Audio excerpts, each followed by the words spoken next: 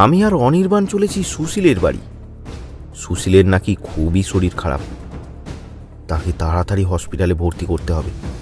কাকিমা ফোন করে আমাকে ব্যাপারটা বলেন। সাথে সাথে আমি অনির্বাণকে সাথে নিয়ে সুশীলের বাড়ি রওনা দিই।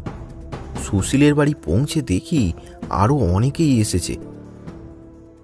সুশীলের মা খুবই কান্নাকাটি করছে। বাবা, আমার সুনীলের কি হলো? ও ছাড়া আমার যে কেউ নেই। আরে মাসিমা, তো কাঁদবেন না, ওর কিছুই হয়নি, একটু জ্বর হয়েছে, ও একটু ভুলভাল বকছি, আমরা তো সবাই আছি। আমি সুশীলের গায়ে হাত দিয়ে দেখি ওর খুব জ্বর। এখনই হসপিটালে ভর্তি না করলে একটা অঘটন ঘটে যেতে পারে। তাই দেরি না করে আমরা কয়েকজন বন্ধু মিলে সুশীলকে নিয়ে রওনা দিলাম পটলডাঙ্গা হসপিটালের উদ্দেশ্যে।